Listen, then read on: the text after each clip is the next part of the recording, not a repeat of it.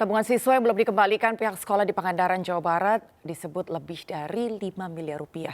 Angka yang sangat fantastis. Pemerintah Kabupaten Pangandaran disebut membentuk tim untuk menyelesaikan masalah tersebut. Berapa jumlah tabungan setiap siswa sehingga angkanya sefantastis itu. Dan bagaimana seharusnya pihak sekolah mengelola tabungan tersebut? Kami akan memperbincangkannya bersama pengamat pendidikan. Doni Kusuma, selamat sore Pak Doni. Selamat sore. Selamat sore Mbak Anggi. Ya, dan juga akan bergabung bersama kami pemirsa salah satu orang tua siswa, Wibiansyah. Apakah Wibiansyah sudah hadir? Selamat sore. Oke, baik. Orang tua siswa rencananya masih berusaha untuk masuk ke sambungan Zoom. Namun kami akan bertanya terlebih dahulu kepada Pak Doni. Pak Doni, kalau melihat ini kan kasus sebenarnya sudah beberapa minggu dan bahkan menjadi perhatian oleh publik sendiri. Nah, kalau menurut Pak Doni sendiri sebenarnya tabungan ini bagaimana bisa terkumpul sebegitu banyak oleh pihak sekolah, Pak? Ya, di sekolah itu seringkali mereka mengadakan kegiatan untuk literasi finansial ya, kadang-kadang seperti itu sehingga meminta anak-anak untuk menabung. Tetapi selain dalam konteks pendidikan untuk pengembangan literasi finansial, sekolah-sekolah itu seringkali supaya tidak memberatkan orang tua, seringkali meminta anak-anaknya untuk menabung untuk acara kegiatan seperti study tour dan lain-lain. Dan itu sebenarnya seharusnya sudah sejak awal diketahui oleh orang tua siswa dan jelas berapa biayanya untuk study tour atau untuk kunjungan-kunjungan dan lain-lain itu terkait dengan kegiatan dari peserta didik. Maka jauh hari sudah harus diumumkan dan dijelaskan siapa penanggung jawabnya dan bagaimana mekanismenya. Nah, kalau yang di kasus sekarang ini saya melihat tampaknya ini ada tujuan-tujuan lain ketika anak ini diminta untuk mengumpulkan uang sebagai tabungan. Karena kalau saya lihat jumlahnya bisa fantastis sampai 100 jutaan loh, ada orang tua sampai 45 juta. Ini sebenarnya terlalu besar, maka harus dicek lagi ini sebenarnya tabungan untuk kepentingan apa.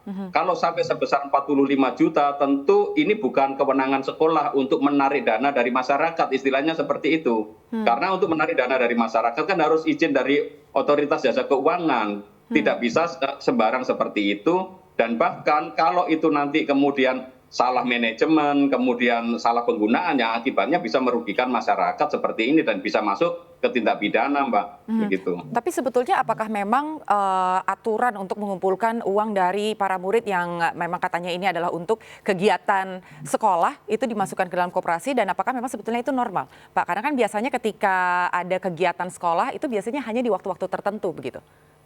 Ya, sebenarnya kalau ini dimasukkan di koperasi untuk semacam investasi atau ditanamkan sebagai saham di sana, ini sesuatu yang kurang tepat. Sejauh saya tahu, praktik yang umum di sekolah-sekolah itu, kalau mereka itu kemudian mengumpulkan dana untuk ditabung untuk kegiatan sekolah, maka dia itu akan ditabungnya di simpanan di sekolah, Mbak. Jadi tabungan atas nama rekening sekolah, dan itu diketahui oleh ketua, sekretaris, dan juga diketahui oleh komite. Jadi kepala sekolah, sekretaris, dan bendaharanya lalu diketahui oleh komite sekolah. Karena ini dana dari orang tua untuk dikelola untuk kegiatan sekolah.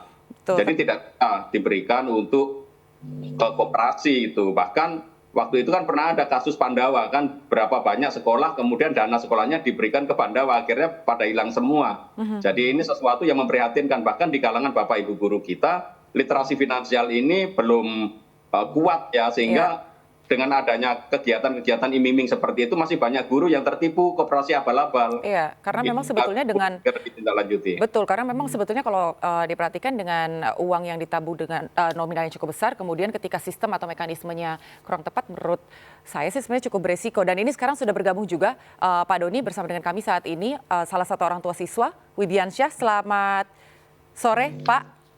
Selamat sore. Baik, Pak Wibi, boleh disampaikan atau boleh diceritakan awal mulanya itu bukan tawaran ya, maksudnya bagaimana awal mula cerita sekolah meminta untuk para murid menabung di koperasi saat itu, dan sejak kapan, Pak? Baik, ini kan budaya budaya suatu daerah. Oke. Disebut budaya, kan itu kebiasaan.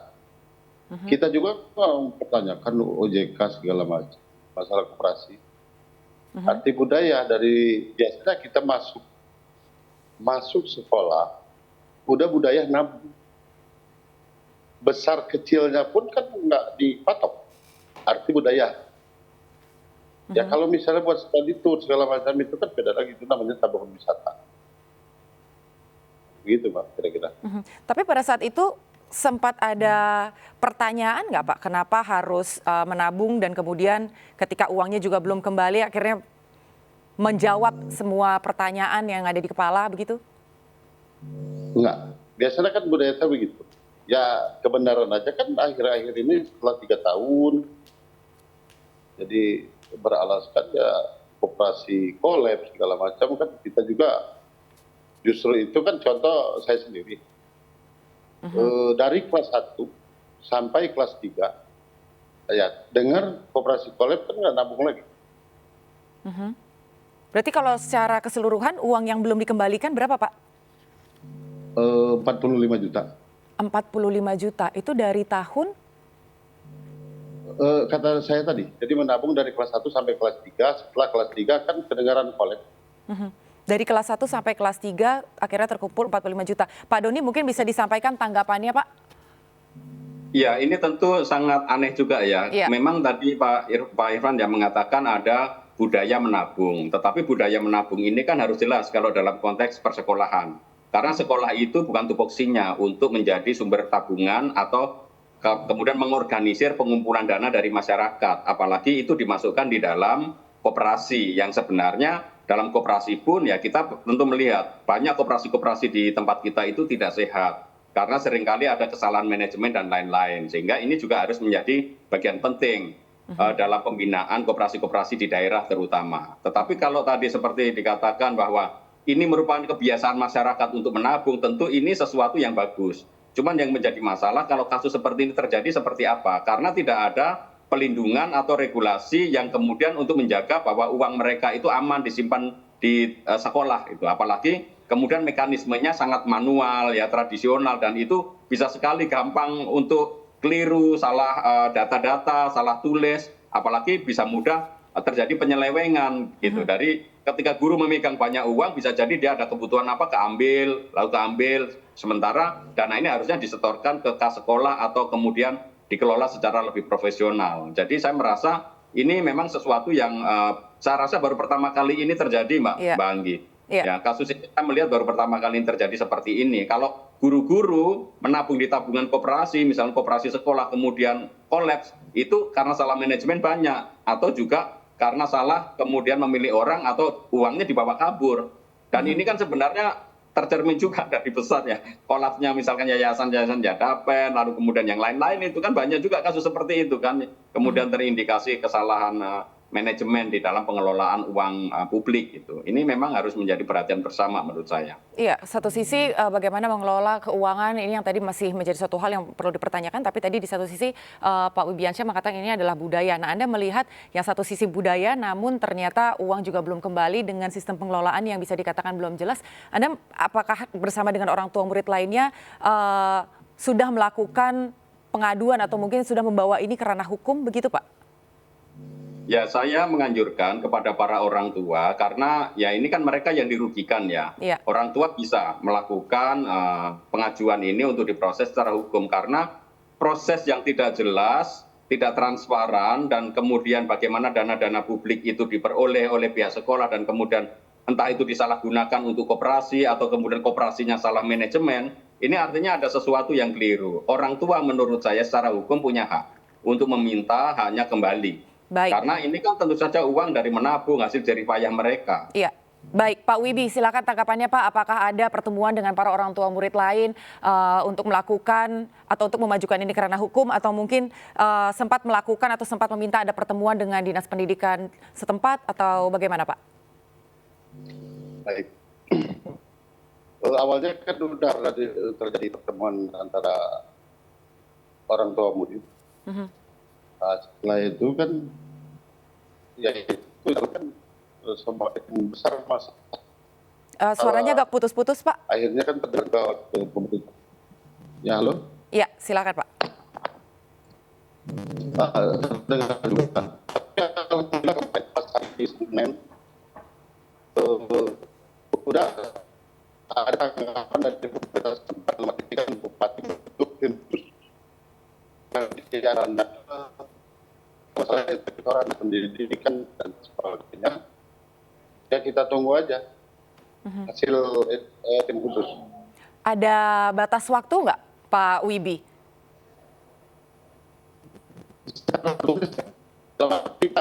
Pak Wibi, suaranya tidak jelas, Pak. Terputus-putus.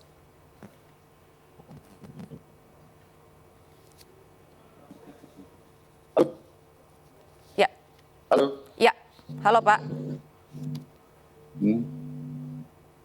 Kalau tertulis secara kita waktu menunggu nggak? Oke. Berarti sebenarnya hanya menunggu saja kapan uang dikembalikan tanpa memikirkan batas waktunya. Batas waktu kemarin kan udah dikasih wajangan, dalam arti 2 minggu ke depan ada evaluasi dari Bupati. Oke, baik. Pak Doni, tanggapannya bagaimana Pak? Apakah memang seharusnya para orang tua murid ini memberikan batas waktu kemudian melakukan langkah lanjutan, atau memang lebih baik menunggu saja bagaimana keputusannya nanti dimusyawarahkan antara pihak sekolah dengan pihak orang tua murid? Ya, saya rasa untuk kasus yang di sini itu Mbak, karena ini ternyata bukan hanya di satu sekolah ya, di beberapa sekolah. Kalau itu menjadi sebuah tradisi kebiasaan, maka sebaiknya pertama Dinas Pendidikan itu sungguh-sungguh memeriksa, mengakses semua sekolah-sekolah, apakah mereka juga mengumpulkan dana dari masyarakat secara serupa seperti ini, dan bagaimana proses pertanggungjawabannya. Karena kalau ini menjadi kebiasaan di masyarakat, tentu menabung adalah kebiasaan yang bagus. Tetapi kalau kemudian pengelolaan dana masyarakat ini tidak dikelola dengan baik, nanti akan merugikan masyarakat sendiri.